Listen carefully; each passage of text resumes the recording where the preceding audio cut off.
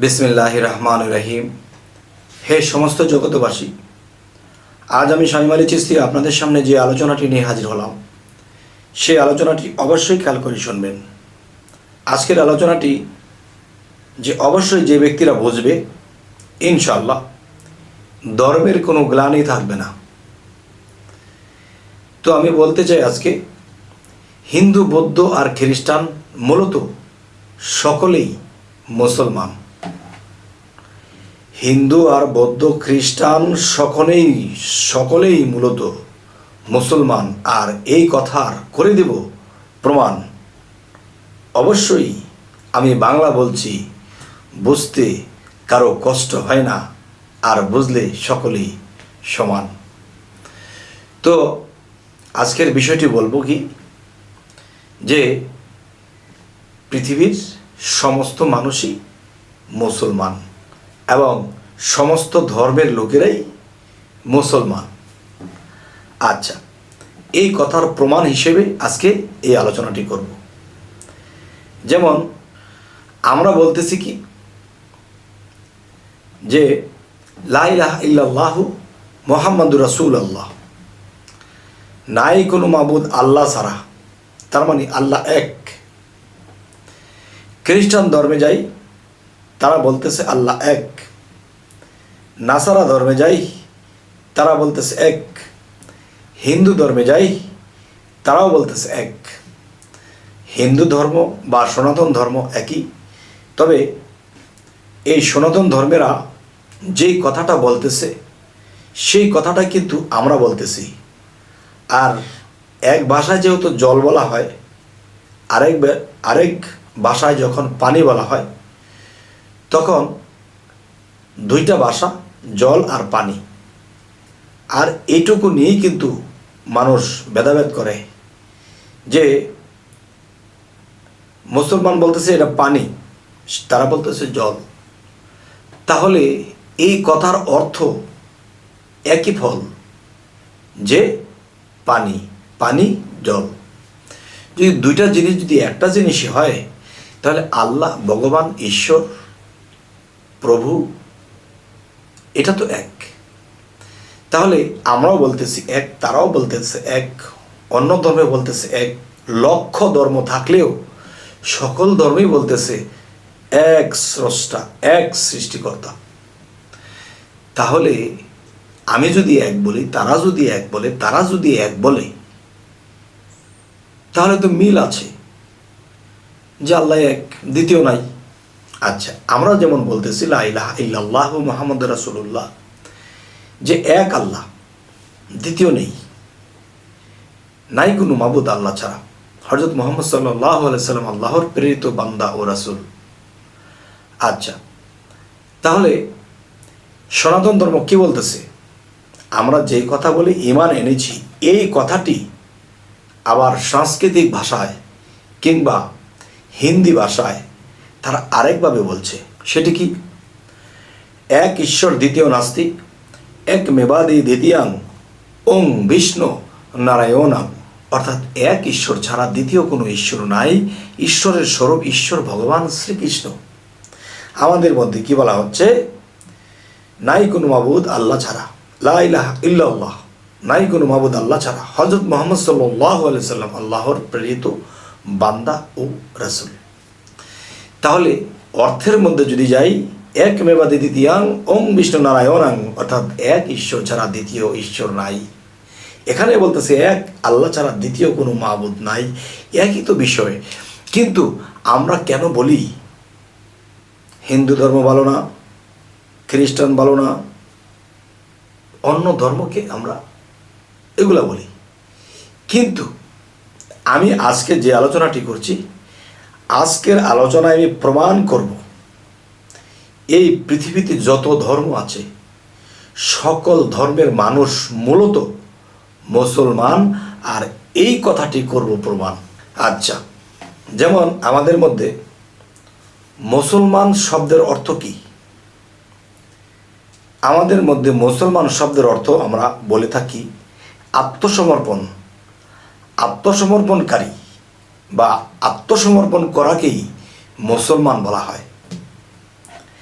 তাহলে এই পৃথিবীতে ঘুরে ঘুরে যদি দেখি, তাহলে প্রত্যেকটা ধর্মের মধ্যেই স্রষ্টাকে বা সৃষ্টিকর্তাকে আত্মসমর্পণ করে। আচ্ছা, যদি আমি সনাতন ধর্মে যাই, তারাও কিন্তু নিজ গুরুর কাছে হোক, ভগবানের কাছে হোক, তারাও কিন্তু আত্মসমর্পণ করে। তাহলে আত্মসমর্পণের আরেকটা ভাষা হলো কি? মুসলমান। আচ্ছা, এখন খ্রিস্টান ধর্মে যদি যাই, সেখানেও দেখা গেছে যে তাদের ফাদার আছে, যে যিশু ছিলেন, তিনিও গুরু ছিলেন, বা ভক্তের কাছে তিনিও মুর্শিদ ছিলেন, কিন্তু সেখানে ফাদার বলেই ডাকে। যেমন একটা ছোট্ট কথা বলবো, যে আমার এক ভাই একদিন গির্জাতে গিয়েছিল, খ্রিস্টানের গির্জাতে গিয়ে একটা ছোট্ট মেয়ে ছোটাছুটি করতেছে, দৌড়াদৌড়ি করতেছে। বলতেছে, কিরে মা, তুমি এখানে দৌড়াদৌড়ি করো, তুমি কোন ধর্মে আছো? বলতেছে যে আমি আমার পিতামাতা খ্রিস্টান, আমি এখনও খ্রিস্টান হইনি। তো তুমি তোমার মায়ের ঘরে বাবার ঘরে হয়েছো, তুমি এখনও খ্রিস্টান না? কয় না, বাবা মায়ের ঘরে জন্ম নিলেই খ্রিস্টান হওয়া যায় না, কারণ আমি যেদিন ফাদার ধরব সেদিন আমি খ্রিস্টান হব। তাহলে ছোট্ট একটা মেয়ের এই জ্ঞানটা আছে, যেদিন সে ফাদার ধরবে বা মুর্শিদ ধরবে বা পীর ধরবে, সেদিন সে খ্রিস্টান হবে। কিন্তু আমাদের মধ্যে অনেক মুসলমানের এই জ্ঞান হয়নি, এত গ্রন্থ, এত কোরআন কিতাব পড়েও জ্ঞান হয়নি যে মসজিদের কাছে কালেমা পাঠ বা মসজিদের কাছে গিয়ে বায়াত গ্রহণ না করা পর্যন্ত আমি পূর্ণ মুসলমান নয়। তাই আমি বলবো, আল্লাহ কিন্তু কোরআনে এই কথাটিও বলেছে, তোমরা পুনরায় ঈমান আনো, তোমরা পুনরায় ঈমান আনো। এই কথাটা কেন বলেছে? যে তুমি মুসলমানের ঘরে জন্ম নিয়েছো, কিন্তু তুমি কিন্তু মুসলমান হওনি। মুসলমান হতে হলে আল্লাহর কাছে আত্মসমর্পণের সাথে কালেমা পাঠ করতে হবে, আল্লাহর প্রতি বিশ্বাস করতে হবে, রাসূলের প্রতি বিশ্বাস করতে হবে। এরপর কি হবে? এরপরে দেখা যায় যে একজন কামেল মুর্শিদ ধরতে হবে এবং তিনি তোমাকে রুহানি জগতের পথ দেখাবে। আচ্ছা, তো এ হলো একটা বিষয়।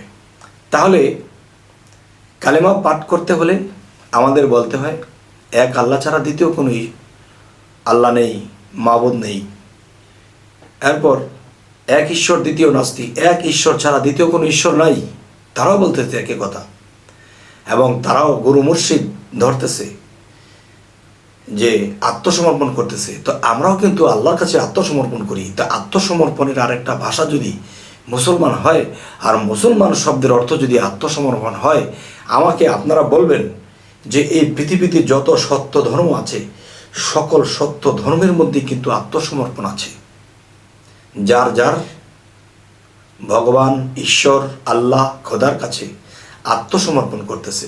তাহলে আত্মসমর্পণের আরেকটা নাম যদি হয় মুসলমান, তাহলে যে কোনো ধর্মের মানুষ যখন আল্লাহর কাছে, ঈশ্বরের কাছে, ভগবানের কাছে আত্মসমর্পণ করবে, তখন তিনিও মুসলমান।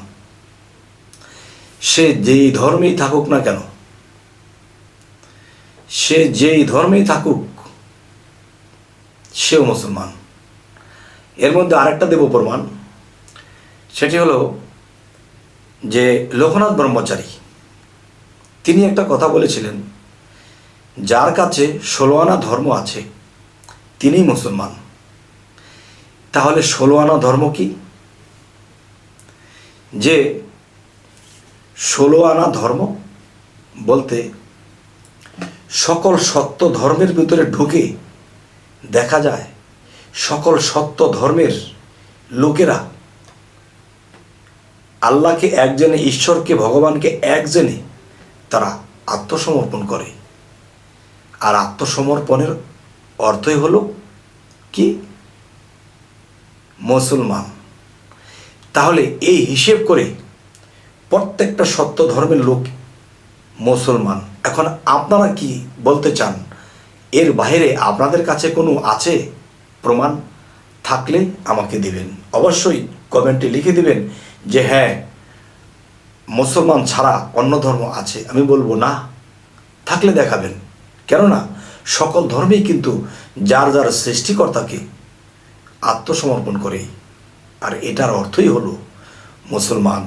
তবে হে জগতবাসী, আজকে যে আলোচনাগুলো করলাম যদি ভালো লাগে তবু জানাবেন, যদি খারাপ লাগে তবু জানাবেন, এবং আমাদের চ্যানেলটিকে সাবস্ক্রাইব করে নেবেন, এবং পরবর্তীতে যেন ভালো আলোচনা এনে দিতে পারি। তো সকলেই ভালো থাকবেন। আল্লাহ হাফিজ।